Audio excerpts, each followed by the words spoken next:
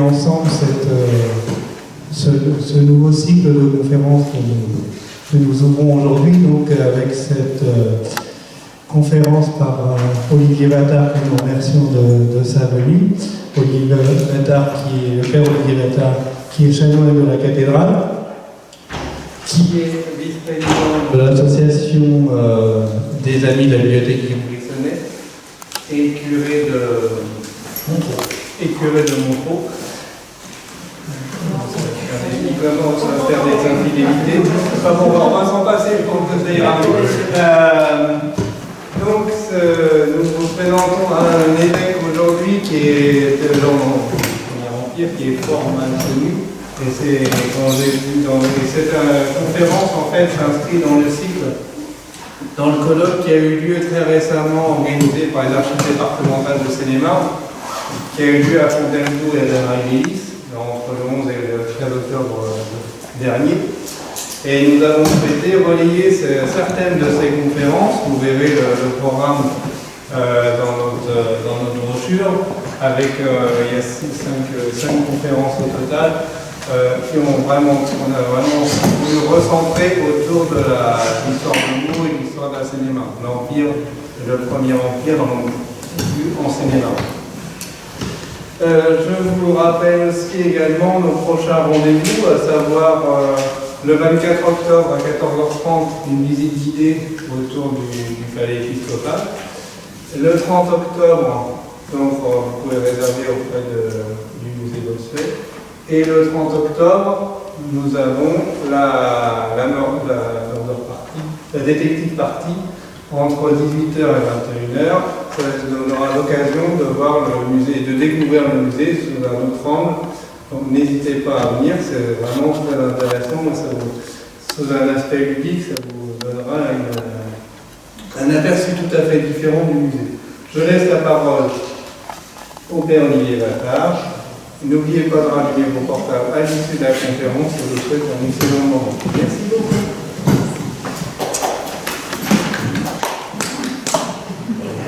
Eh bien, moi aussi, je suis content d'être avec vous. Après ces 3 jours de colloque très riches qu'on a vécu donc à Fontainebleau et à Damary-Lélis. Et donc, comme vous l'aviez souhaité, donc je vais reprendre donc, le sujet qu'on m'avait demandé de traiter, qui était Monseigneur Pierre-Paul de Fodoas, qui, je vous l'avoue, avant qu'on me le demande, pour moi était quasiment un inconnu, à part le nom, ça ne me disait rien du tout. Il faut dire aussi que j'ai accepté, justement, sans trop savoir, mais très vite, Marie-Laure Gordien m'a dit « Oh, mais Mademoiselle Bardon a écrit sur Monseigneur de Fodoas. » Voilà. Ce volume que vous trouvez à la bibliothèque diocésaine. Alors, je ne connaissais pas l'existence de ce document, et donc j'ai bien en appris, bien sûr, de le découvrir.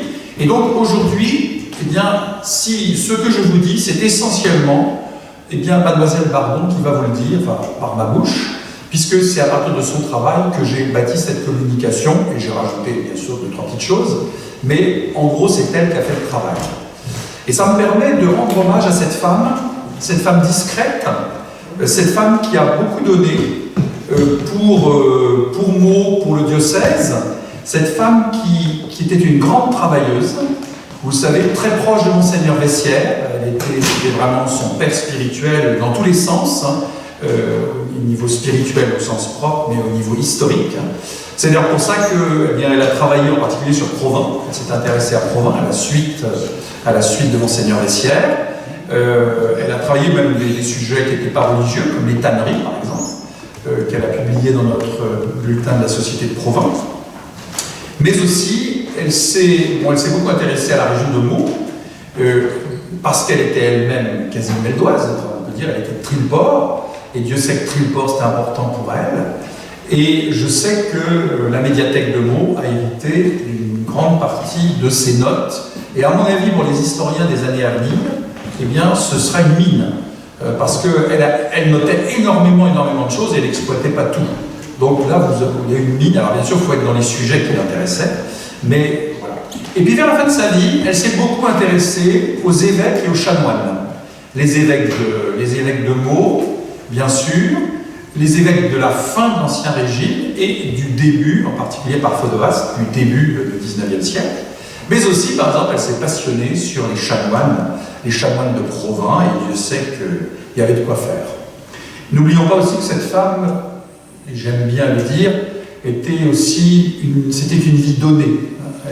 Elle a aimé, quand elle ne faisait pas de l'histoire, elle a voulu d'abord servir les plus petits et les plus faibles. Elle avait le souci d'être d'abord à éduquer, élever les petits et les faibles. Et en ça, elle est aussi quelqu'un de très attachant. Elle s'était intéressée à Monseigneur de Phodoas, et donc elle nous a écrit ce passage, ce recueil, qui est bien intéressant. Alors, de Pierre-Paul de Phodoas, justement, M. Vassig me disait, c'est amusant, dans le musée, eh bien, c'est le seul dont on n'a pas le portrait. Vous me disiez que probablement c'est Monseigneur Alou qui, depuis Dominique Séguier jusqu'à lui, probablement, eh bien, a fait faire des portraits des évêques. Il en manque deux. Il manque Monseigneur Thuin, ce qui peut en gros s'expliquer, évêque particulier si on peut dire, et, par contre, plus étonnant, Monseigneur de Phodoas.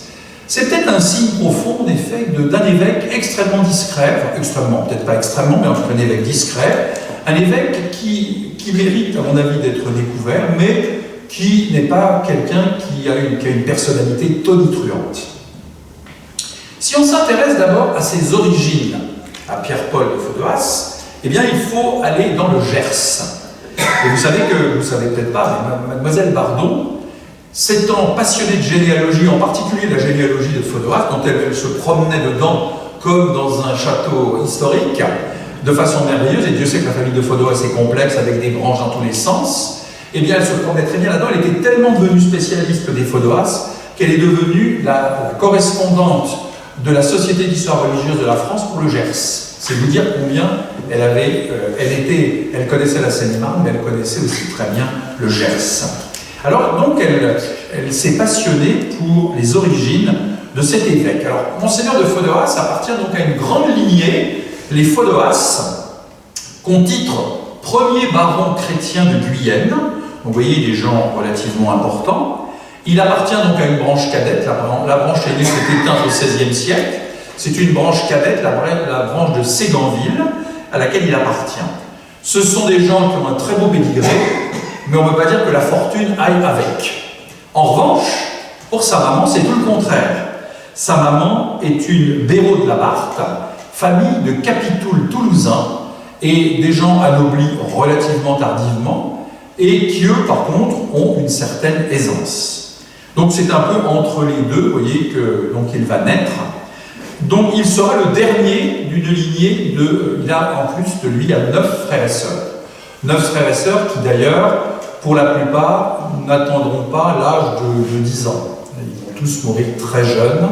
Et il n'y a que lui et son frère Jean qui vont vraiment durer un peu plus longtemps, si son frère Joseph quand même, avec qui il aura un certain, il va vivre un certain temps, il va mourir vers 20 ans.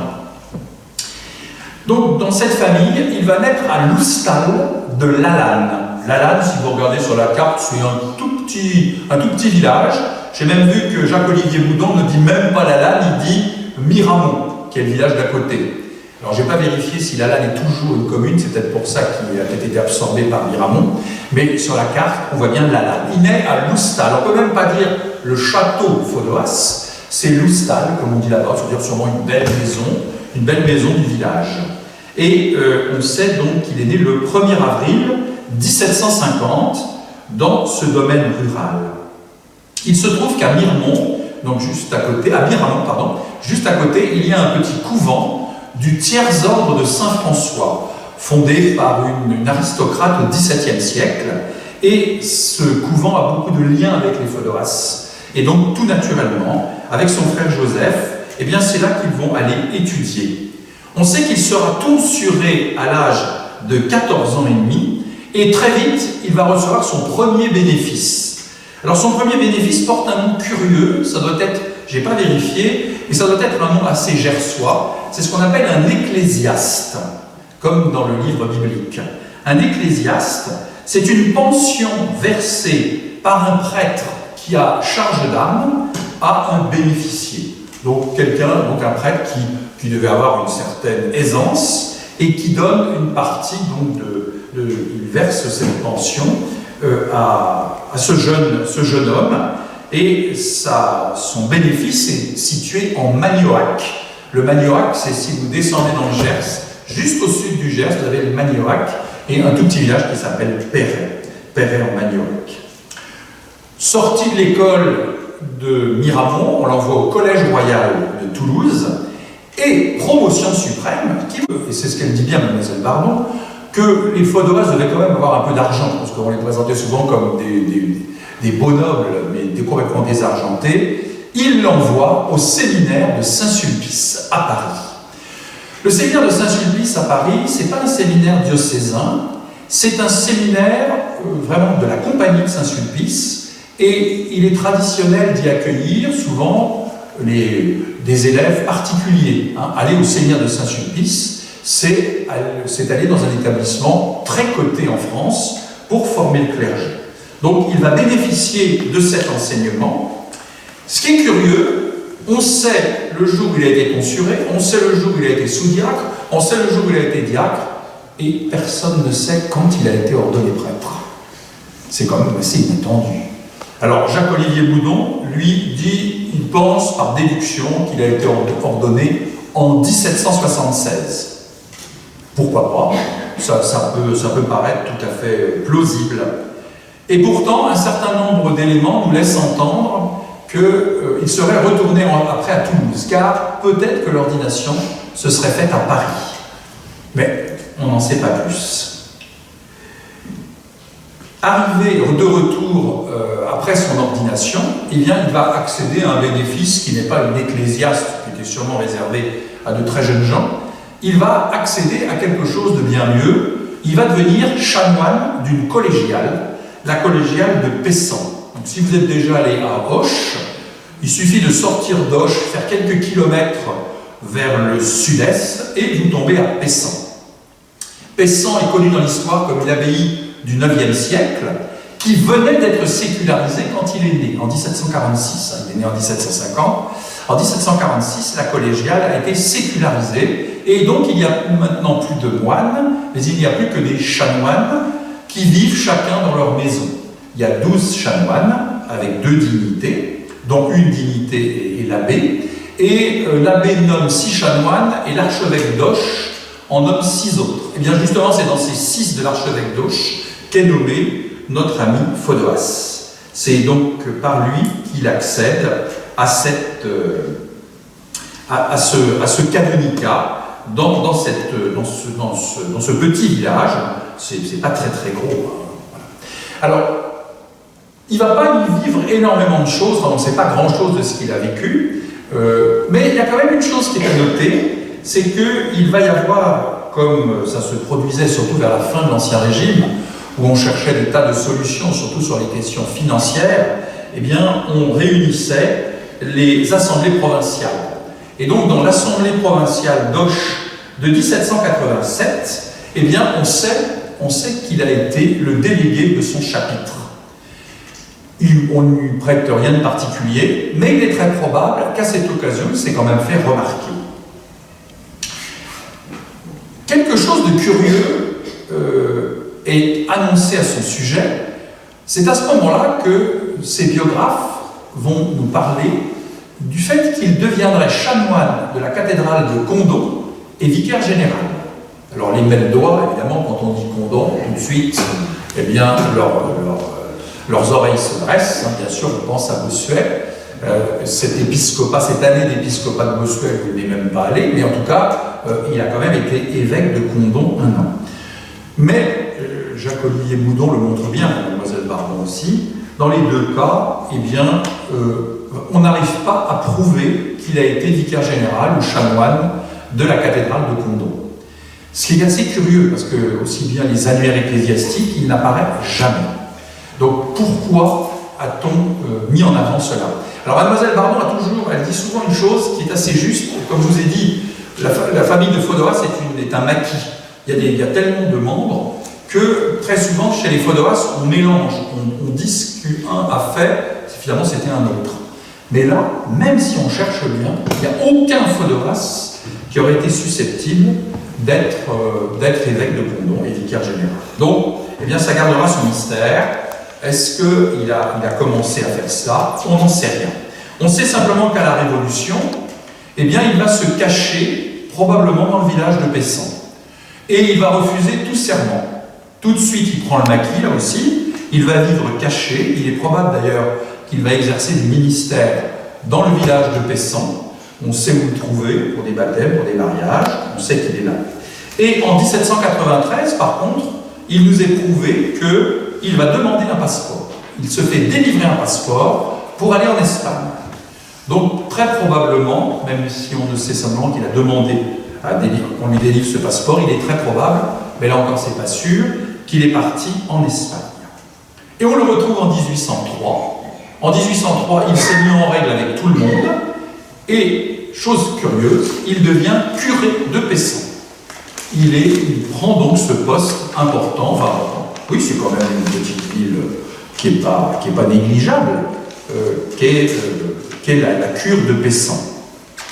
On sait qu'il va s'attaquer à rattraper le retard. Il y a plein de gens qui demandent surtout à être catéchisés. En tout cas, ce sera sa vision. Catéchiser, catéchiser, catéchiser. Il doit aussi célébrer des sacrements, mais il est possible que les sacrements avaient été finalement relativement bien célébrés, mais par contre, pas de catéchisme. Et il catéchise, il va jusqu'à catéchiser, bien sûr, des adultes. Ce n'est pas seulement pour les enfants. Nous sommes donc en 1803. Le Concordat est donc déjà signé depuis 2 ans. Donc, vous le savez, le Concordat a été pour Napoléon, pour Bonaparte, on va dire, a été quelque chose d'important puisqu'il lui a semblé, et probablement il avait raison, il lui a semblé qu'on ne pouvait pas repartir sur de nouvelles bases, réconcilier les Français, si on ne réglait pas la question religieuse. Et il a bien senti qu'il fallait absolument régler cette question. Donc, alors que tout le monde autour de lui ne souhaitait pas, ne voulait pas régler cette question, les députés, les ministres, les maréchaux, les généraux à l'époque, tout le monde était plutôt hostile. Napoléon, plutôt Bonaparte encore une fois, eh bien, va tenir mordicus et va se livrer à cette réflexion avec le pape. Alors ça va commencer lentement, parce que le pape est un peu méfiant, évidemment, mais finalement, il a aussi intérêt à ce que les choses s'arrangent. Donc, on va commencer un certain nombre de négociations qui vont aboutir justement à ce concordat de 1801. Alors, les mesures principales du concordat, c'est d'abord une chose importante que dit Napoléon dans l'introduction. La première chose qu'il va dire, c'est il ne va pas dire le catholicisme est la religion de l'État. Il va dire le catholicisme est la religion de la majorité des Français. Statut donc complètement différent de ce qui a été dit jusqu'à maintenant. Ayant dit cela, qui aura de l'importance, eh bien il dit d'abord liberté de religion. Liberté de religion, c'est-à-dire que finalement on balaye toutes ces questions de serments qui ont empoisonné toute la Révolution, des serments de tout genre, dans tous les sens. Bon, cette fois-ci, la liberté de religion est proclamée. La deuxième des choses très importantes, c'est Napoléon qui tenait beaucoup, et le pape était sûrement beaucoup plus aux pièces, parce qu'il voyait bien la difficulté, renouvellement global de l'épiscopat. Tout l'épiscopat doit démissionner, ce qui n'arrivera d'ailleurs pas. Un certain nombre d'évêques qui vivent à l'étranger ne démissionneront pas, mais en tout cas, ils n'auront pas leur siège,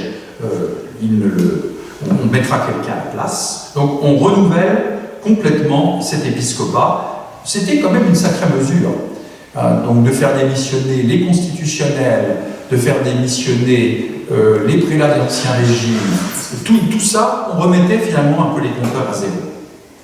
Et ça, c'était bien sûr très important. On demande non plus de jurer, mais on demande des serments serment du clergé pour qu'il obéisse non pas à la Constitution, mais au gouvernement, ce qui est quand même pas tout à fait la même chose.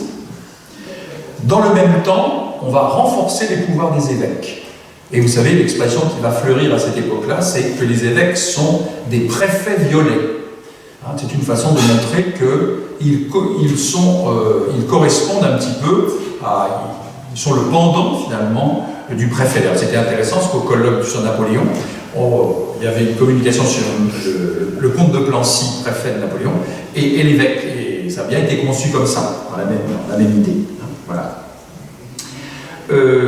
Et puis, une chose qui était extrêmement importante dans le Concordat, c'est que le clergé renonçait définitivement aux biens nationaux. C'est-à-dire, on rassurait les gens qui avaient acheté des biens nationaux en leur disant on ne va pas vous les reprendre, parce que c'était quand même souvent une des choses qui inquiétait les gens. Si on rétablit le culte, eh bien, on va rendre à l'Église ce qu'elle possède.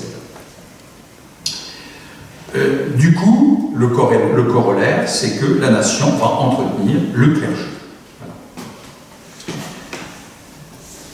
Napoléon n'a pas cédé sur le renouvellement de l'épiscopat. Et c'est justement ça qui va être intéressant, parce que c'est là que Phodoas va... Phodoas avait une nièce, il avait un frère, donc Jean, dont je vous ai parlé. Jean avait épousé une femme des îles, très, très proche de Joséphine, mademoiselle Butet. Et mademoiselle Butet et Jean de Phodoas ont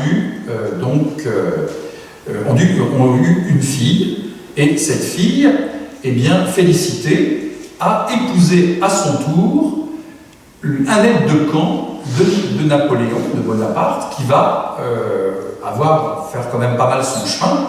C'est la personne de Savary, futur duc de Rovigo.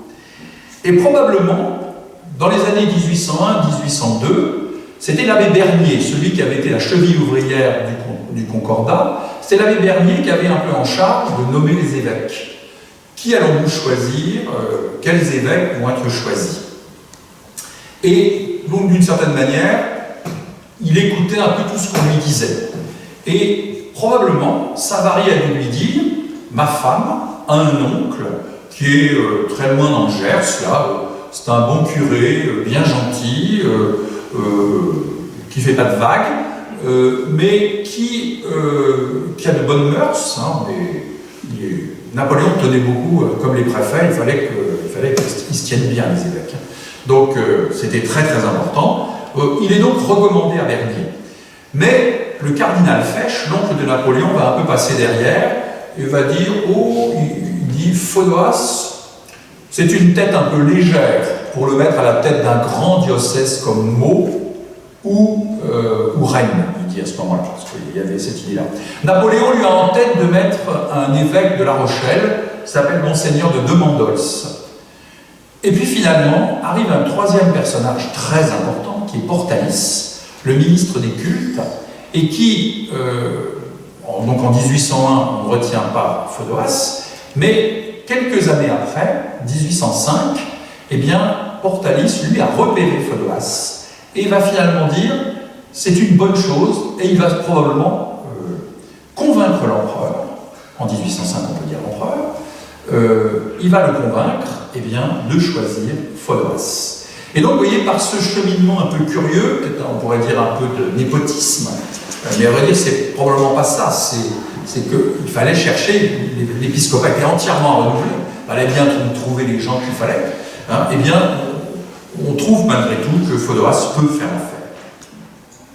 Il va donc devenir, et donc évêque de Meaux, nous sommes en 1805.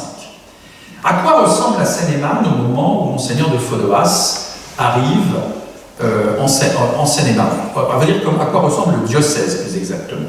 Eh bien, la première des choses qu'il faut noter, c'est que le Concordat n'avait pas rétabli tous les sièges. Il en avait à peu près rétabli une cinquantaine.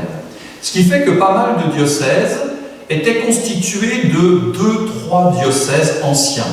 Alors dans le sud, vous savez, où les diocèses étaient beaucoup plus émiettés, hein, quand on avait lutté, en particulier les évêchés fondés au XIVe siècle, pour lutter contre le catharisme, on avait beaucoup émietté. Et puis de toute façon, traditionnellement, les tribus anciennes avaient fait que les diocèses du Sud étaient tout petits, alors que les diocèses du Nord étaient beaucoup plus grands. Alors les diocèses tout petits, tous ces petits diocèses sont encore plus, un évêque a encore plus de territoire, mais même dans le Nord, eh bien, on rapproche des départements. Et c'est le cas.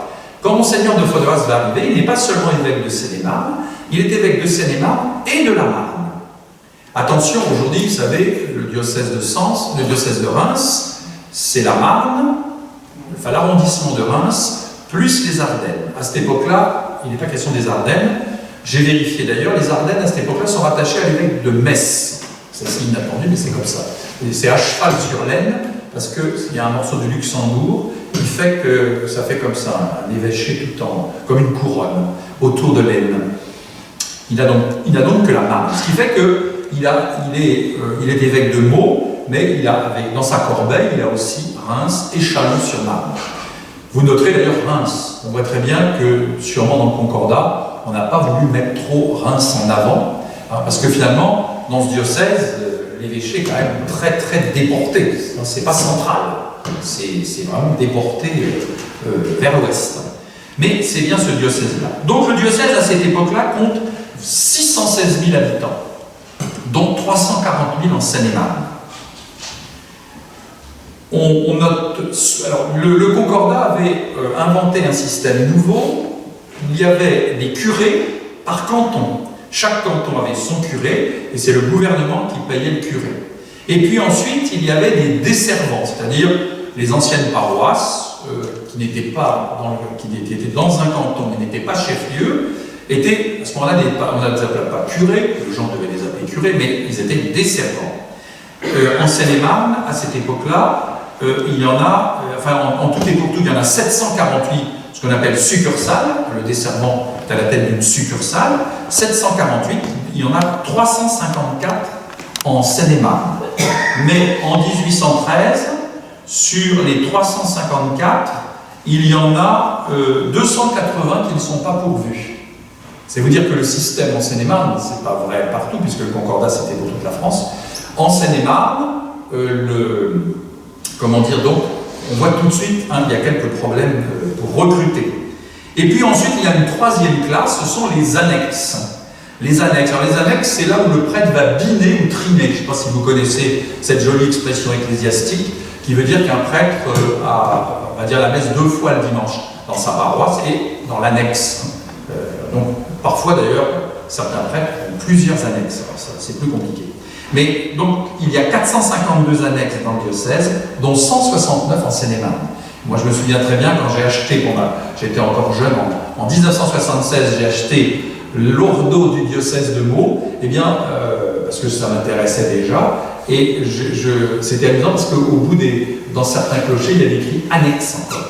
Alors que maintenant, ça a totalement disparu, on l'a complètement oublié. Et vous voyez, encore en 1976, on répétait encore, alors que le Concordat était terminé depuis déjà quand même un certain temps, on répétait encore des choses, alors qu'aujourd'hui la notion d'annexe, de succursale a totalement disparu. Donc voilà le diocèse dans lequel il arrive, et je vous ai déjà noté une chose importante, évidemment un des problèmes, c'est le manque de prêtres. Alors qu'est-ce que va faire un évêque comme Foderas quand il arrive? On lui ordonner, bien sûr, tout ça. La première des choses, c'est un petit peu ce qu'il a fait à Pessan en plus grand. C'est-à-dire, il arrive dans un diocèse où il y a plein de choses qu'on n'a pas faites depuis longtemps. Ah oui, j'ai simplement oublié de vous parler de son prédécesseur. Il arrive, il y a quand même déjà eu un évêque de Meaux du Concordat. C'est le fameux Monseigneur de Barral. Monseigneur de Barral était un personnage intéressant parce que c'est quelqu'un qui, dans la Révolution, ne s'est pas montré quelqu'un d'extrêmement excité, mais il appartient à une tendance quand même assez libérale, proche des gens comme Monseigneur de Boisgelin ou Monseigneur Champion de Cissé. Ce sont des gens qui ont une certaine ouverture, on va dire, et qui finalement vont bien se retrouver avec Napoléon. Napoléon lui déplaît pas.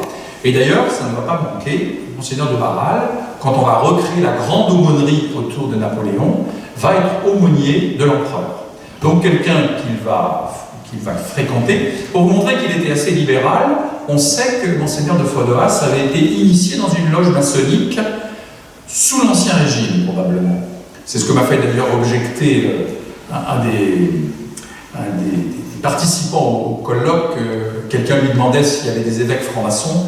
il avait l'air d'hésiter. Moi, je dis, bah oui, il y avait Monseigneur de Barral, et M. M. de la Côte, qui était celui qui faisait cette communication sur la grande aumônerie, a répondu, oui, mais initié probablement sous l'Ancien Régime. Il n'est pas sûr qu'il était un actif des loges maçonniques de l'après-révolution. Donc c'est intéressant, il faudrait creuser. Il y a un article d'ailleurs de quelqu'un sur ce sujet qui permettrait de creuser. En tout cas, ça donne une idée sûrement de, quand même, de qui était Monseigneur de Barral. Mais comme justement il était très proche de Napoléon, bah, ça n'a pas loupé. En 1805 est mort le Monseigneur de Boisgelin, archevêque de Tours. Qu'est-ce qu'a fait Napoléon? Il a tout de suite nommé Monseigneur de Barral comme archevêque de Tours. Et c'est pourquoi, eh bien, il a fallu choisir un Fodoras. Donc, quand il arrive dans le diocèse, eh bien, il se trouve, bien sûr, donc, la chose qu'il doit faire avant tout, ce qu'avait commencé déjà Monseigneur de Barral, c'est eh bien d'aller à nouveau porter, faire des visites pastorales, porter la bonne parole, je disais, faire des visites pastorales et confirmer. C'est la grande affaire des évêques. Vous savez, sous l'Ancien Régime, c'était déjà vrai. Souvent, l'évêque, dans les grands diocèses, l'évêque passait qu'une fois de temps en temps et on faisait des grandes fournées de confirmation. Alors là, c'est des très grandes fournées de confirmation. On a par exemple quelques éléments. L'abbé Lambert, qui était le secrétaire, puis après vicaire général de Monseigneur de Fodoas, eh bien, donne par exemple pour les années 1806-1807, il dit qu'il a visité 600 paroisses et il a confirmé 71 000 personnes. Donc vous voyez, il n'a pas chômé. Il y avait de quoi faire, il y avait une forte demande. Et d'ailleurs, tous les documents que donne Mademoiselle Bardon, ils montrent l'enthousiasme, les gens sont contents quand l'évêque vient les voir. Il circule beaucoup, surtout dans les premières années, il fait des visites pastorales. Il fait donc le travail, là on pourrait regarder tous les évêques sûrement de cette époque-là, ils sont sûrement, c'est leur tâche principale. Mais une des choses qui est très intéressante, Monseigneur de Fodoras, qui doit exister chez d'autres aussi, c'est que, il semble-t-il, c'est quelqu'un qui a le souci des populations. Manifestement, les gens, ce que les gens vivent, l'intéresse. Il va ainsi faire, par exemple, en 1806, un mandement, et dans ce mandement, il va dire qu'on pourra cette année, eh bien, alléger le carême. On pourra manger plus gras que d'habitude, parce qu'il dit, il y a de la pauvreté, il y a de la difficulté à trouver de la nourriture pour beaucoup de gens. Il faut donc faire attention. Dans le même temps, il va pousser les paroisses, dans ces mandements de carême, eh bien, à faire des soupes économiques dans les paroisses. Donc c'est une chose que moi, personnellement, je ne connaissais pas, qui mériterait d'être creusée. Je ne l'ai pas entendu spécialement au colloque. Une certaine pauvreté dans les années 1806, 1809, 1810 en France, en tout cas d'une certaine partie de la population. Il a même une délicatesse plus religieuse devant le fait qu'il y a donc des morts, qu'il y a de la famine. Il va dire on va s'abstenir d'un certain nombre de choses. Il va dire n'utilisez pas trop le son des cloches. Quand vous portez les derniers sacrements, ne vous montrez pas trop, parce que ça pourrait un petit peu inquiéter les gens. Donc voilà, donc il a cette espèce de finesse, on peut dire d'une certaine manière. On voit bien qu'il veut faire attention aux gens. Et une des choses, je ne peux pas m'empêcher de vous le dire, en cette période, il va aussi avoir un très gros souci, c'est la vaccine. Vacciner, parce que, alors c'est pas son idée au départ, c'est une idée du gouvernement. Donc en 1810, le 6 juin 1810, il va publier une lettre, et dans cette lettre, il invite ses diocésains à se faire largement vacciner. D'ailleurs, les comités de vaccine dans les paroisses et dans les communes doivent comporter monsieur le maire et monsieur le curé. On sait en plus qu'en 1814, il leur offre une deuxième lettre circulaire dans laquelle il invite à nouveau les gens à se vacciner, et là, probablement sans que le gouvernement le lui ait spécialement demandé. Ça devait donc être une question qu'il travaillait. Et on sait qu'en 1818, donc après Napoléon, on sait que les curés de Seine-et-Marne sont récompensés pour avoir été ceux qui ont promu, font beaucoup la vaccine. Et alors là, ça va vous intéresser, vous les mettez le doigt, eh bien, l'arrondissement de Meaux est considéré comme l'arrondissement de France où on s'est le plus vacciné. Donc, voilà quelque chose d'assez original. Souci des populations. Alors maintenant que je vous ai donné un petit aperçu de la vie de Monseigneur de Fodoas globalement, je vais m'arrêter pour terminer sur deux questions importantes qui m'ont semblé être révélatrices de ce qu'il était. La première question, c'est ses rapports avec l'Empire, et avec l'empereur à la même occasion. Ses rapports avec l'Empire, et de l'autre côté, la grosse question qu'il a habité, les prêtres. D'abord la question des rapports avec l'Empire. Mademoiselle Bardon a fait une étude très intéressante. Elle a regardé de très près tous les documents qu'a produit Monseigneur de Fodoas dans sa vie. Il en a produit, officiel bien sûr, il en a produit 81. Si on regarde dans ces 81 documents, qu'est-ce qu'on voit? 43% des documents ont un rapport avec les événements politiques. 43%. Là, on voit le préfet Violet. Il est à l'œuvre pour être dans les événements politiques. 25%, c'est l'administratif du diocèse, les problèmes de presbytère, de bâtiments, de logement des prêtres, bon, tout ça. Et 24%, c'est la vie religieuse, c'est les carèmes, les mandements de carême, les retraites. Donc vous voyez, très intéressant, la vie politique, les événements politiques, bien sûr, vont le marquer profondément. Vont marquer profondément sa vie. Alors, dans la vie politique, bien sûr, on voit bien, le préfet violet, ça veut bien dire ce que ça veut dire. Pour Napoléon, eh bien, en bon fils de la Révolution, l'Église doit être une bonne courroie de transmission du pouvoir. On doit d'abord aider les gens à se soumettre à l'État et on va donc utiliser la propagande, d'autant plus que, évidemment, il y a la messe. Et la messe, chaque dimanche, ça rythme. Les gens peuvent être informés de différentes choses. Et c'est comme ça, c'est à la messe en particulier qu'on lit les mandements de l'évêque et que donc on dit un certain nombre de choses. Donc tous les événements de l'Empire à partir de 1805 jusqu'en 1814, il y a un moment qui paraît, qui en général provoque des prières publiques ou un tédéum qu'on peut chanter, il invite à cela. Alors, donc, toutes les batailles de Napoléon, enfin, toutes les victoires de Napoléon, bien sûr. Et puis aussi, il y a tout ce qui est la vie de la famille impériale. Donc, la naissance du roi de Rome, on va faire, bien sûr, on va faire quelque chose. Et c'est là, d'ailleurs, qu'on va voir un tout petit peu les tendances de Monseigneur de Fodoas. C'est que je ne vous l'ai pas encore dit, mais Monseigneur de Fodoas n'est pas un grand pilier de l'Empire. Ce n'est pas Monseigneur de Barral. C'est sûrement un royaliste profondément.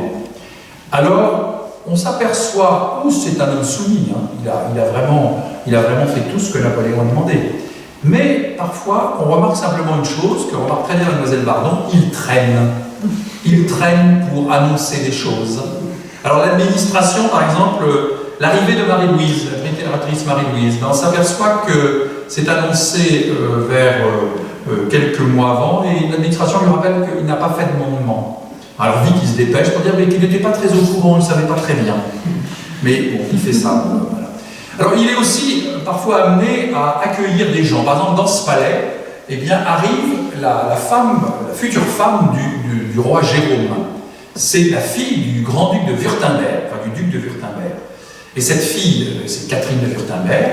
Donc elle arrive, alors le palais est réquisitionné, je ne pense pas qu'il a eu beaucoup donné son avis, mais Monseigneur de Fodoas, qui est un homme qui a de très bonnes manières d'Ancien Régime, prépare une petite harangue. Et puis le maréchal Bessières arrive dans le palais et dit « Elle est très fatiguée, remballez votre harangue. » Bon, donc du coup, il a écrit sa harangue, il ne la dira pas. La fille du duc de Wurtemberg, quand même, lui accordera le lendemain une audience, mais avec le maire de Meaux et quelqu'un d'autre. Donc, voilà. Vous voyez, donc, voilà, il accueille des gens, vous voyez, il essaye de bien faire, mais finalement, ça, c'est pas si spécialement, c'est pas si utile que ça. Alors, il y a d'autres choses, on va voir tout à l'heure, par exemple, le catéchisme. Alors, un des mandements, ça va être aussi d'instituer la fête de Saint-Napoléon. Alors, vous savez, ça a été un coup de génie de Napoléon.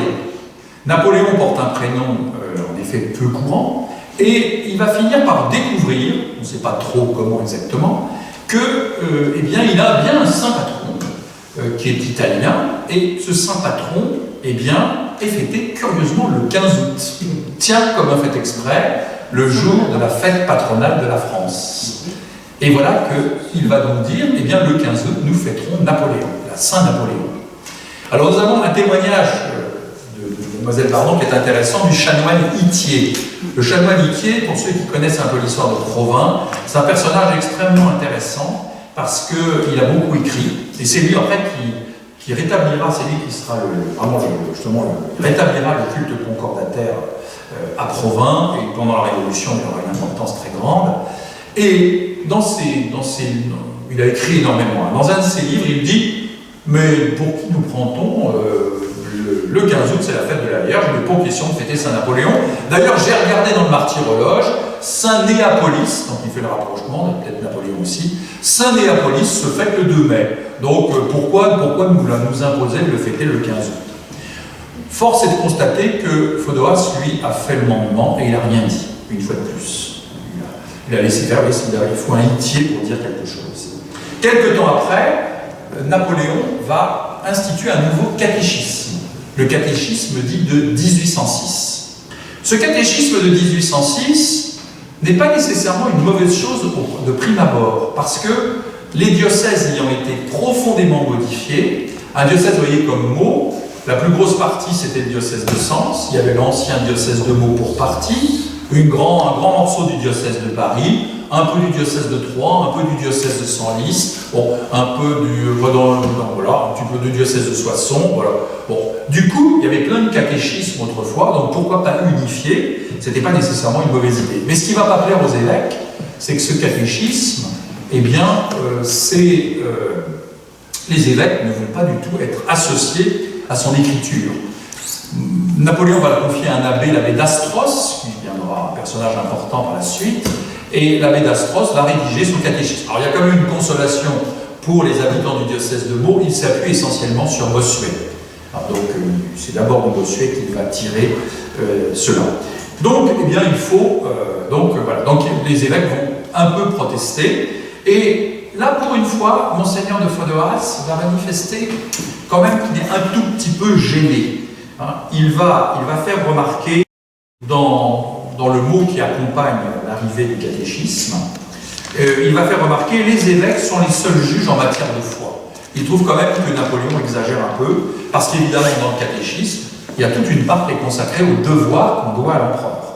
Évidemment, il conçoit aussi, toujours dans son esprit de propagande, le catéchisme, bon, étant pas nécessairement un mauvais catéchisme, mais en tout cas, il doit comprendre une bonne partie, eh bien, de tous les devoirs qu'on doit à l'empereur.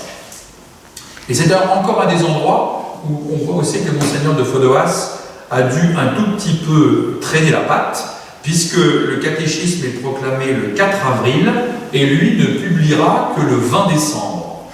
Donc vous voyez, il a pris son temps. Et probablement, vu ce qu'il en a dit, on comprend un peu pourquoi. Arrive le concile de 1811. Le concile de 1811 arrive lorsque Napoléon, eh bien, après avoir fait la pacification religieuse du Concordat, va se trouver confronté dans ses conquêtes, il arrive aux États du pape. Et dans son esprit, eh bien, le pape est le pape, mais les États, on va les absorber dans l'Empire. Mais alors, le pape ne l'entend pas de cette oreille. Il est furieux. Il ne veut pas du tout être absorbé dans l'Empire. Il veut rester à l'extérieur de l'Empire. Alors, Rome va être envahie. Il va protester, et une des choses de sa protestation, c'est qu'il ne va plus donner la reconnaissance des évêques que Napoléon nomme. Il laisse tomber. Ce qui fait que les évêques sont nommés par Napoléon, mais il n'y a pas la préconisation du pape. Et donc ça c'est très embêtant, parce qu'ils ne peuvent pas monter sur leur siège tant que le pape n'a pas reconnu cela. Alors, on va commencer à...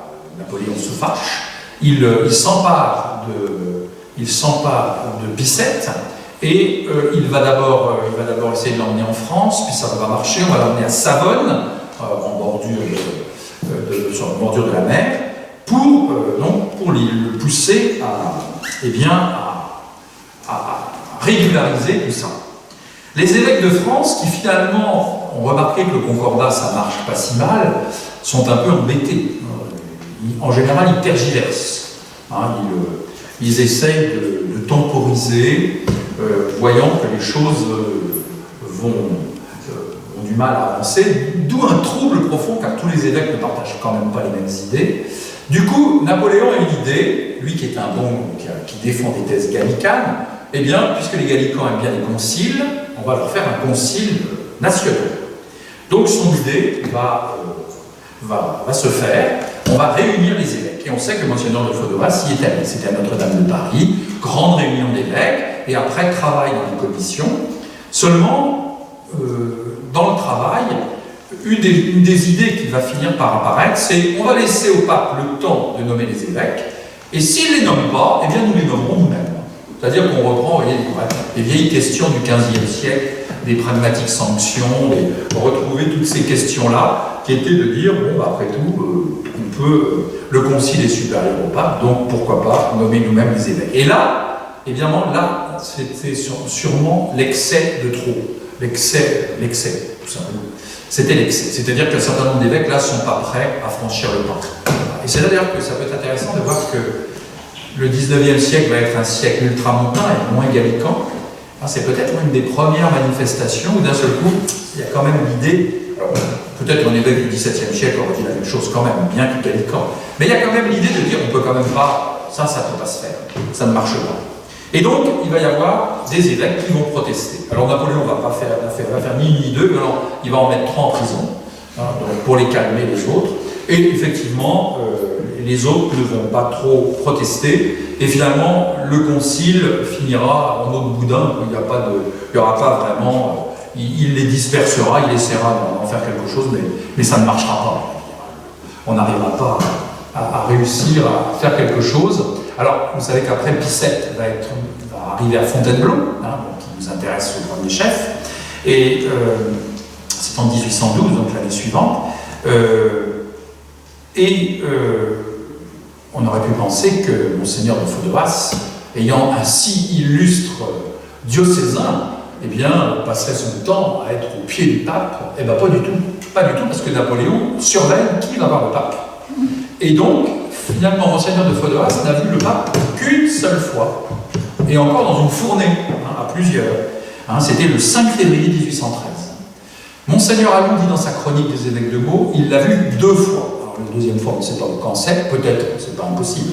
Il l'aurait peut-être vu, en effet, 2 fois. En tout cas, finalement, le lien Fodoras-Bicêtre ne se fera pas, ce ne sera pas important. Et puis voilà qu'arrive la campagne de France. Dans la campagne de France, eh bien, c'est important pour Monseigneur de Fodoras parce que la guerre est à ses portes. C'est bien en Seine-et-Marne qu'on se bat, à Ferté-sous-Joie, à Meaux, à Montereau, à Mormant. Une grande partie de la campagne se passe là. En gros, il n'y a pas de très très gros problèmes. Il n'y a pas de très gros problèmes dans le diocèse. Il n'y a pas besoin de calmer énormément les gens. Ça se passe relativement bien. Et puis, bien sûr, ça change très vite. On arrive aux 100 jours. Et là, Fodoras va faire un gros pas de clerc. Il va faire une grosse bourde. C'est que, probablement fidèle à son idée qu'il ne faut pas faire de vagues, et l'essentiel c'est que Napoléon rétablisse le culte, eh bien, Napoléon va réunir ce qu'on appelait le chant de mai pendant ces 100 jours. Et pour lui, c'est l'occasion de promulguer le plébiscite qui avait été fait pour reconnaître un acte additionnel aux constitutions de l'Empire. Et dans cet acte, il était dit un certain nombre de choses, et en particulier, une chose très importante, les Bourbons ne remonteront jamais sur le trône. C'est dit clairement. Et il est présent. J'ai un peu regardé les biographies de Jacques-Olivier Boudon, des évêques de l'époque. Eh bien, quand on regarde de près, on s'aperçoit que finalement, beaucoup d'évêques ont été un peu attentistes. ils ont bien compris que ce n'était pas si... Ah, et beaucoup se sont abstenus. Alors celui qui va célébrer la messe ce jour-là, c'est justement Monseigneur de Barral, l'ancien évêque de Loire, évêque de Tours. C'est pas étonnant, il est très proche de l'empereur. Mais Fodoras est là. Et évidemment, dès que la deuxième restauration va avoir lieu, lui qui va commencer par faire un mandement pour dire c'est merveilleux, ça y est, le roi est rétabli, on voit d'un seul coup toute sa conviction royaliste, et bien tout de suite, les légitimistes lui disent tu es un traître, tu étais au champ de mai, à vrai dire, tu es un suppôt de Napoléon. Ce qui fait que ceux qui défendent l'Empire, ils ne s'intéressent pas à lui, et lui, lui n'est même pas reconnu par les siens. Et ça va sûrement jouer pas mal sur la fin de son épiscopat, parce que justement, ça va jouer pas mal. Alors, au moment de la deuxième restauration, on sait qu'il a joué un assez grand rôle. Alors, ces biographes l'ont un peu trop mis en avant, en disant celui qui avait pacifié la ville de Meaux, parce qu'au moment de la deuxième restauration, la ville de Meaux va être beaucoup envahie. Il y aura beaucoup de soldats, des Prussiens, il y a beaucoup de nationalités, des Polonais, des Prussiens, des Autrichiens. Bon, ils vont entre autres occuper le palais, ils ne vont pas toujours se conduire très bien, ils vont prendre des otages, donc l'évêque a contribué à jouer le jeu. Et puis il faut bien reconnaître qu'après, il ne se passe pas grand-chose pendant la Restauration. Il y a un nouveau concordat qui aurait dû être mis en avant en 1817, un concordat un peu curieux parce que Louis XVIII, qui était un peu voltairien comme on sait, donc finalement la Révolution, lui, il trouvait que les arrangements qui s'étaient faits, c'était pas si mal, hein, mais ces ultras veulent qu'on revienne sur le concordat. Louis XVIII ne le veut pas spécialement, mais il y a quand même une idée qui sort, c'est de rétablir un évêque à Châlons et un évêque à Reims. Alors on va dire à Monseigneur de Fodoras que c'est fini, maintenant vous n'êtes plus qu'évêque de Meaux. Puis très vite après on lui dira bah non. Alors qu'il y a bien quelqu'un qui a été nommé à Châlons et à Reims. Mais ils ne prendront leur siège, si vous vous le souvenez, en 1822, où quasiment la carte des évêchés telle qu'elle existe aujourd'hui se rétablit complètement. Il faut attendre 1822. Il faut savoir aussi qu'à la même époque, Rovigo, son neveu, a des ennuis après la chute de l'Empire, et il est possible qu'on le mélange un peu en disant c'est quand même, il est l'oncle de Rovigo par le mariage de sa femme. Donc vous voyez, son rapport à l'Empire est un rapport un peu, il est à la fois un homme tout à fait soumis, mais dès que l'occasion se présente, il dit vraiment ses bonnes idées, mais au 100 jours, il fait quand même un peu clair. Il ne voit pas, il n'a pas vu que les choses n'allaient pas durer. Alors la deuxième question dont je voulais parler pour terminer, c'est donc l'autre question importante qu'il a travaillée, c'est la question des prêtres. Pour lui, finalement, c'est un évêque né en 1750, vous avez le XVIIIe siècle, ça a été le grand siècle du Concile de Trente. Le Concile de Trente a mis beaucoup de temps mais on peut dire que le XVIIIe siècle, c'est l'apogée. Le travail du Concile, vraiment, bon. On peut dire qu'il a donc été élevé dans cette idée, et donc il est très tridentin dans sa manière de voir. Étant très tridentin, eh bien, il est quelqu'un qui donc pense que toute réforme de l'Église, tout le bien de l'Église, eh bien, ça passe par les prêtres. Il faut des prêtres. Et c'est par les prêtres que tout se fera. Mais il va se trouver confronté à un énorme problème. On sait que de 1810 à 1819, eh bien, il y a 321 prêtres qui vont mourir dans le diocèse. Et dans le même temps, il va en ordonner que 67. Donc, vous voyez, il va donc, pendant tout son épiscopat, enterrer les prêtres. Et il ne va pas en voir arriver beaucoup de très nouveaux. Particulièrement en 1814, d'ailleurs, où 58 prêtres vont mourir, c'est l'année du typhus. Alors, certains ont dû sûrement se dévouer pour le typhus. On sait qu'en 1813, sur 695 prêtres en activité, 327 sont sexagénaires. Et il y a encore 248 postes vacants. Donc, un des problèmes auquel va être confronté Monseigneur de Fodoras tout le long de son épiscopat, c'est de voir le nombre des prêtres qui baisse. Et il y a une reprise. Mais vous savez que le diocèse de Meaux est un diocèse qui manque de prêtres depuis le XVIIIe siècle au moins. J'ai déjà vu dans certaines paroisses du diocèse de Meaux, on a des prêtres normands, on va chercher des prêtres normands qui souvent se succèdent donc là neveu, mais on trouve des normands. on va chercher des prêtres ailleurs depuis très longtemps. Donc évidemment, pour lui, ça va être la première des choses, c'est d'abord s'occuper des prêtres. Et la première des choses qui l'inquiète, c'est la pauvreté des prêtres. Il note dans un de ses mandements que beaucoup de prêtres, quand ils arrivent, ils dorment dans les tables. Il n'y a pas de presbytère, on ne les accueille pas, ils ne savent pas, on ne sait pas où les loger. Ils vivent dans une grande pauvreté.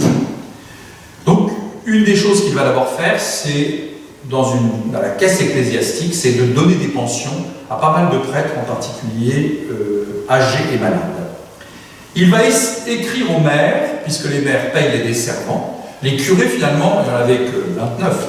Les 29 curés, bon, ça c'est le gouvernement, c'est à peu près payé. Mais les desservants, beaucoup moins. Donc il va beaucoup écrire aux maires en leur disant « c'est important que vous ayez un curé », parce que les gens qui sont contents d'avoir, enfin pas un curé, un desservant, sont contents d'avoir un desservant, mais finalement on est content de l'avoir, mais on ne fait pas grand-chose pour lui.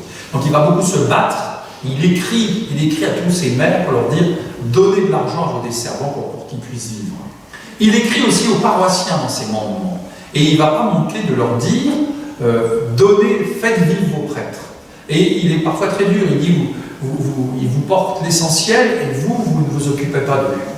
Donc il insiste énormément pour que, eh bien, on pense à ce que les prêtres aient une meilleure vie. Donc la pauvreté des prêtres. Mais évidemment l'autre aspect, et ça c'était un peu la maladie enfin peut-être pas la maladie, c'est un peu exagéré, mais l'obsession souvent des évêques de ce temps, déjà depuis le XVIIe siècle, avoir un séminaire. Ça, c'est important d'avoir un séminaire, parce qu'évidemment, c'est aussi le lieu, bien sûr, de formation des prêtres. Alors, Monseigneur de Barral avait commencé. En 1807, il va quand même faire un grand acte. Eh bien, il va, avec un certain nombre d'autres prêtres et des notables de la ville de Meaux, ils vont racheter l'abbaye de Chage pour installer le séminaire. Très vite, il va avoir 60 élèves. À cette époque-là, c'est pour tout le diocèse, y compris pour la Marne. Donc, finalement, l'abbaye ça ne suffit pas. Très probablement parce que tout ne devait pas être en état quand ils ont trouvé l'abbaye, parce que tout le monde avait quand même de la place à Chage. Mais donc, du coup, il a une bonne idée. Il dit, je vais les mettre pour mon palais épiscopal. Donc, on sait qu'au-dessus de sa chambre, il met des séminaristes, ici. Donc, le palais épiscopal devait grouiller de jeunes séminaristes, donc pour qu'ils puissent bien avoir un lieu pour vivre. Il faudra attendre la Restauration en 1816 pour qu'une ordonnance royale rende l'ancien séminaire de la rue Saint-Remy pour qu'il puisse y installer grand et petit séminaire. Et là, évidemment, il a dû voir les choses s'arranger. Enfin, pour les prêtres, il va rétablir les conférences ecclésiastiques. Les conférences ecclésiastiques, ça avait été prévu, c'était dans la contre-réforme, dans la réforme catholique.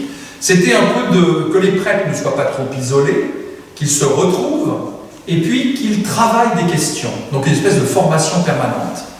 C'était une intuition qui était un peu de dire, pour que les prêtres aient une bonne vie, il faut aussi qu'ils faut qu'ils aient quelque chose dans la tête, il faut qu'ils travaillent un certain nombre de questions. Donc lui va essayer de rétablir les conférences ecclésiastiques et aussi pousser les prêtres à venir en retraite. Mais le problème, c'est où mettre les prêtres qui viennent en retraite. Il n'a pas de lieu. À cette époque-là, on ne fait pas comme aujourd'hui, on va dans une abbaye à 5 km.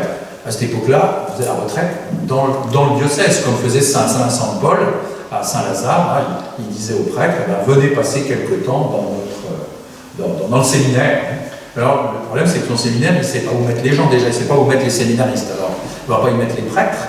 Et donc, il va falloir justement attendre 1818, donc c'est sûrement grâce au fait qu'il y a un nouveau grand séminaire, pour qu'enfin ils disent qu'il y a une retraite diocésaine, où les prêtres viennent passer 5 jours au séminaire, et ils vont pouvoir ainsi se ressourcer dans leur esprit sacerdotal.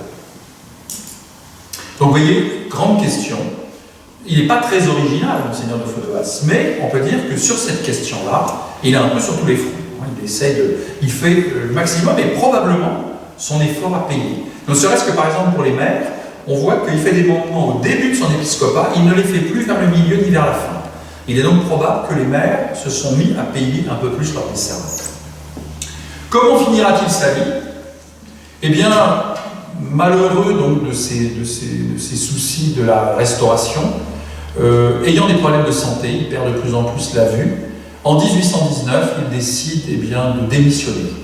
Il quitte son évêché. On aurait pu penser, ça y est, les Bourbons sont là, il aurait dû être très ravi, mais non, il ne peut pas. Il abandonne en 1819. Il dit d'ailleurs, une des choses, c'est qu'il ne peut plus faire les visites épiscopales, et ça, les visites pastorales. Ça lui coûte beaucoup. Donc il préfère abandonner. Mais il a une solution de repli. Il arrive à obtenir un canonicat au chapitre de Saint-Denis.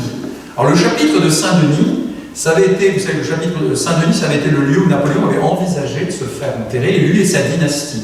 Il avait donc créé un chapitre de chanoines qui vivaient à Saint-Denis pour faire vivre le culte, un peu, le culte des ancêtres impériaux.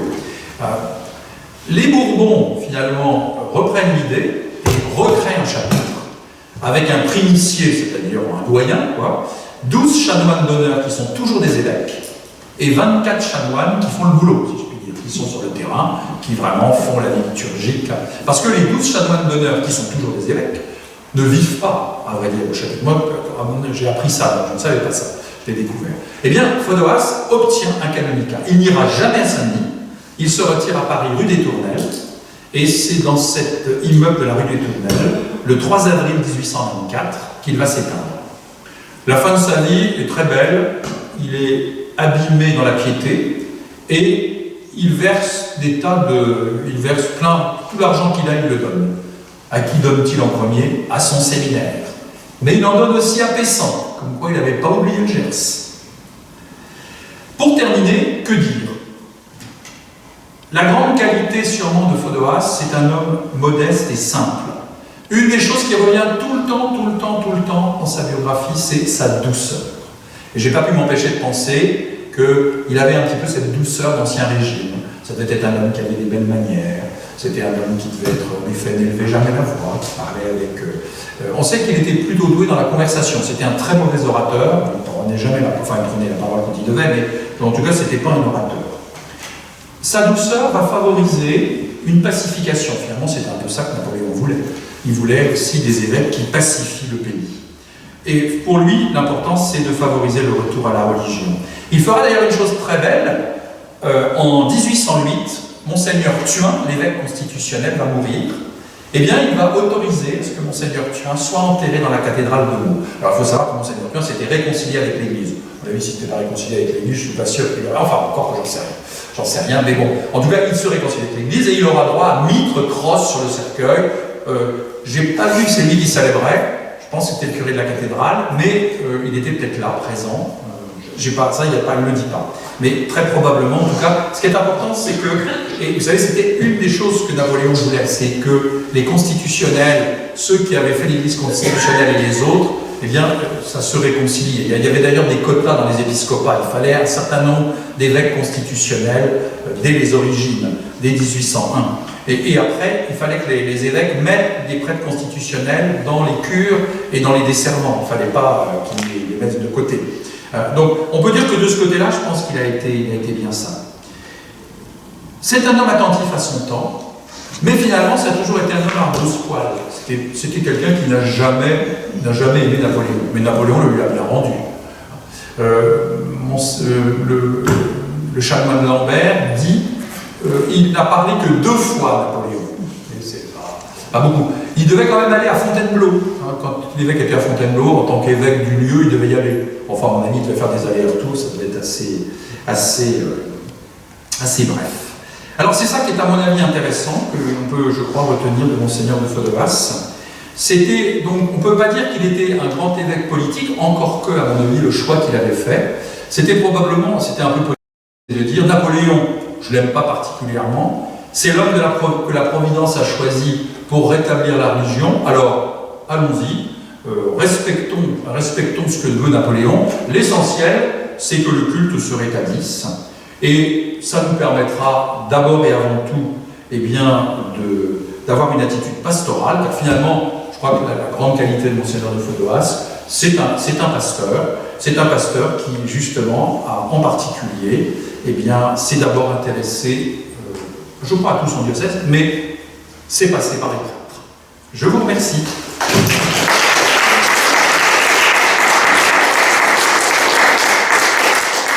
Merci. des questions?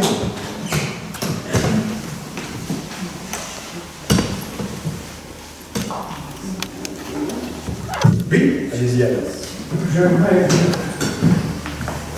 J'aimerais savoir comment Monseigneur de Faudemas a présenté au diocèse la chute de Napoléon. Est-ce que, comme certains évêques, il a dit que Napoléon avait été envoyé par Dieu pour punir la France d'avoir... J'ai pas lu ça. Parce que certains évêques ont diabolisé Napoléon en disant que c'était l'instrument envoyé par Dieu pour punir la France de la Révolution. Je pense pas qu'il ait dit ça.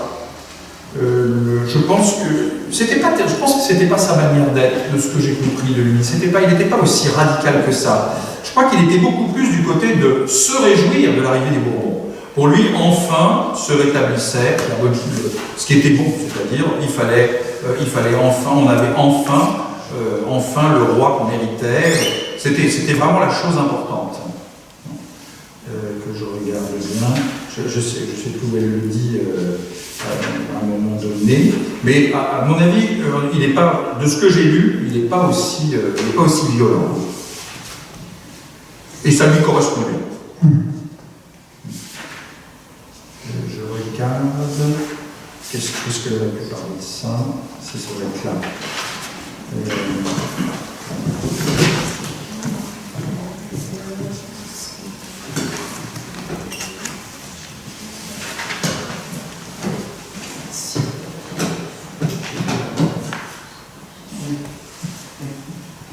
Voilà ce qu'elle dit.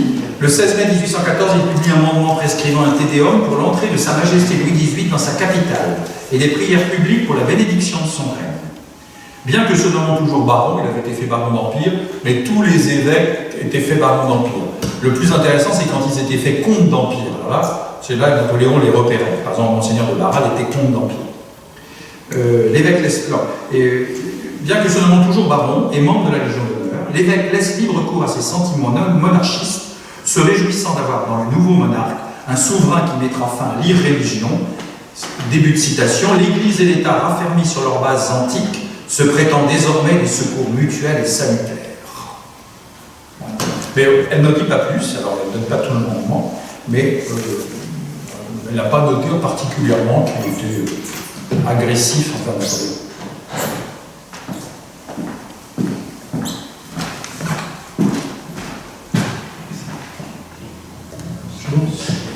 La Seine-et-Marne n'était-elle pas réputée pour être des départements les plus déchristianisés? Et c'est peut-être pour cette raison qu'il avait cette attitude-là, qui permettait, parce qu'à cette époque-là, si on regarde bien, le christianisme était vraiment en chute libre depuis le XVIIIe siècle, en tout cas, mais le XIXe et jusqu'à une époque récente. Alors, il a beaucoup de textes, en effet, sur la tiédeur des gens. Il dit beaucoup, les gens sont tièdes. Et alors, les maires, il les attaque beaucoup en leur disant, vous voulez un des servants, mais finalement, vous ne faites pas grand-chose pour lui. Mais par contre, vous dites, il faut qu'il y ait un des servants. Il faut que la messe soit célébrée. Mais finalement, il insiste sur la tiédeur. Oui, c'est une des choses qui a dû le frapper. C'était peut-être pas dans son Gers natal, ce qu'il a découvert. Mais je pense qu'il en était conscient, même si, il parle beaucoup d'irreligion, mais à mon avis, ça c'était un thème de l'époque. Est-ce qu'il parle de déchristianisation très prononcée? Je ne l'ai pas spécialement marqué, mais voilà. En tout cas, je pense qu'il sait bien à quoi ressemble son diocèse. Une autre particularité de l'ordre du diocèse, c'est ce que dit Jacques-Olivier Boudon. Il y a beaucoup de... Finalement, le diocèse de Vaud compte beaucoup de prêtres assermentés. Donc, et ça ne n'aura pas du tout, Mademoiselle Bardon. Ce sera peut-être intéressant de regarder justement quelle attitude il a vis-à-vis, puisqu'il y a beaucoup de prêtres assermentés, comment il les promeut, comment il leur donne une place. Manifestement, ils ne se sont pas rebellés, c'est qu'il a dû être attentif à ce genre de choses. Je pense qu'il a dû être attentif. Vous savez qu'on a la chance d'avoir dans le diocèse, dans le département aussi, l'œuvre du chanoine Bridou. Et alors, il y a le commentaire du chanoine Bridou qui est peut-être un petit peu dépassé de nos jours, mais il y a une chose passionnante il a fait une fiche pour toutes les communes de Seine-et-Marne, et à chaque commune, il raconte les prêtres pendant la Révolution, et très souvent, il va jusqu'à 1830 pour dire en gros ce qu'après devient la paroisse. Et moi, j'aime bien me plonger dedans. Et de fait, en y réfléchissant, il y a beaucoup de prêtres assermentés, et beaucoup de prêtres qui étaient souvent des religieux, qui probablement, avant la Révolution, étaient membres d'un couvent, et puis le fait que peut-être les curés sont partis, ont quitté leur cure, tous ces gens qui étaient un peu une plèbe cléricale accèdent finalement, deviennent curés. Et on sait qu'on a ça repéré ailleurs, mais j'ai l'impression qu'en Seine-et-Marne, il y a beaucoup de ces religieux qui sont promus à des cures, et c'est assez intéressant de noter ça.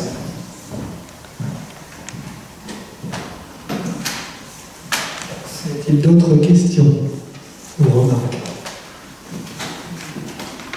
Alors j'ai remarqué que pour le palais épiscopal, Monseigneur de Cosnac, son successeur, fera pas mal de travaux. Mais Monseigneur de Fodoas, c'est quelqu'un qui ne sait pas... C'était probablement quelqu'un qui voulait vivre modestement, il n'y avait pas beaucoup d'argent peut-être non plus. Il ne fera pas beaucoup de travaux. La seule chose dont parle Mademoiselle Bardon, c'est qu'il fait installer des cheminées. C'est la seule chose que j'ai notée. Donc il y a peut-être froid, j'y reçois. Il fait installer des cheminées. Mais je parle M. Vassy qui connaît très bien le palais. Non, je ne sais pas s'il consonne à ce que je dis.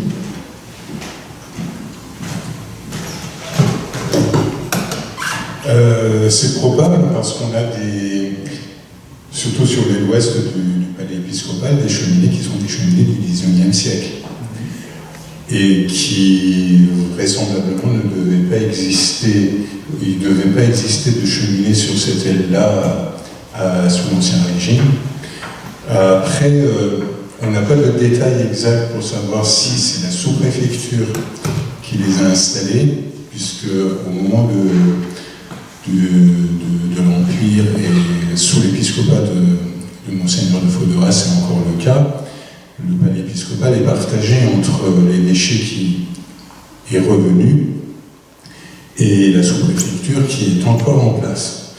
Alors même le partage des lieux, comment les espaces ont été partagés entre ces deux instances, demeure encore un petit peu une question inconnue et non résolue. Par contre, ça m'a intéressé ce que vous avez dit sur l'installation des séminaristes. Je pense que les ailes des communs, que ce soit l'aile de Brézé ou l'ancien bâtiment qui reliait la chapelle des évêques à la cathédrale, ont dû aussi servir à ça, parce qu'on s'aperçoit dans les plans de 1905 qu'il y a énormément de chambres, un nombre incalculable de chambres dans le plan qu'on a.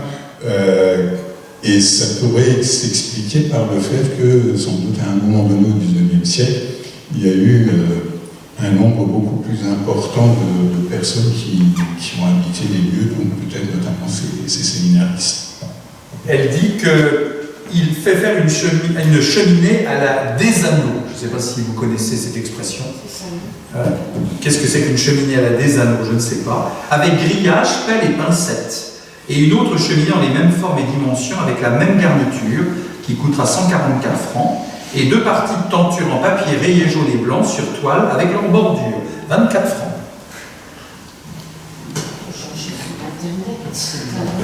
Elle a des années, je ne sais pas quelle est cette expression, ça doit être une forme de cheminée de cette époque-là. Y a-t-il d'autres souhaits d'intervention, de questions, de remarques? Une fois, deux fois. Je vous remercie toutes et tous d'être venus et surtout un grand merci pour votre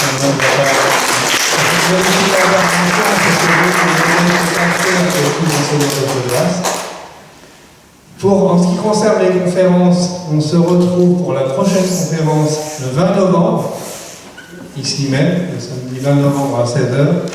Pour une conférence qui sera présentée par Damien Blanchard, ici même, entre la Seine et la Marne, de Claude Monet à André Duterme, qui est une conférence qui est faite en partenariat avec la Société historique de Meaux et sa région. Je peux vous faire la présentation des prochaines conférences également. Je vous parlais tout à l'heure de ce cycle que nous relayons, que nous allons instituer en relais du colloque, pardon. Donc nous aurons le 9 décembre une conférence sur Paul Éclouseau, acteur, témoin et penseur de l'histoire, la campagne de 1814 vue par le général Paul Éclouseau. Ensuite, nous aurons le 15 janvier une conférence de la Société d'histoire de Meaux et de sa région, Pierre Corlan en Seine-et-Marne, par Madame Evelyne Baron.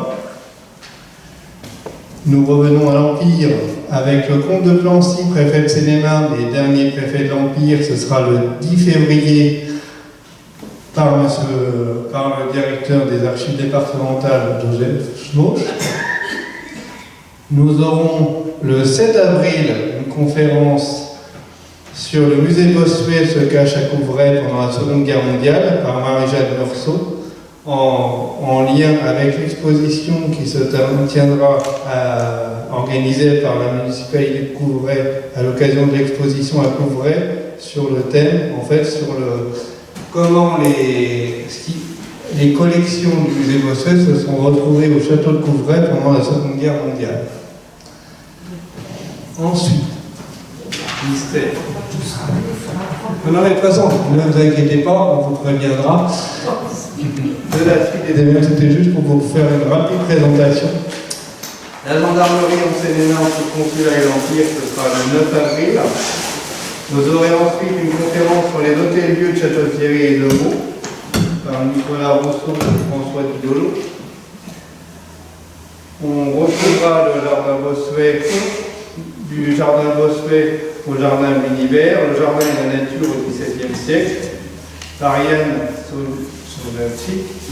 Ce sera le 4 juin. Et enfin, pour clore ce chapitre sur l'Empire, les élections en Seine-et-Marne à l'époque napoléonienne, ce sera de circonstance, le samedi 23 juin 2022 à 16h.